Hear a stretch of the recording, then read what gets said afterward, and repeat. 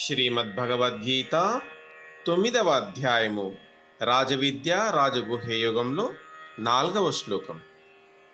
మయా తతమిదం సర్వం జగదవ్యక్తమూర్తినా మత్స్థాని సర్వభూతాని న చాహం తేష్వావస్థితః.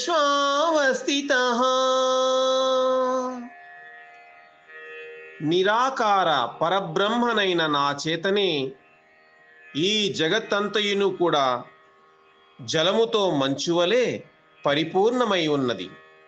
ప్రాణులన్నీయును నా సంకల్పమును ఆధారంగా కలిగి నాయందే అంతర్గతములై ఉన్నవి, కానీ వాస్తవంగా నేను వాటి యందు స్థితుడను కాను అంటున్నాడు పరమాత్మ.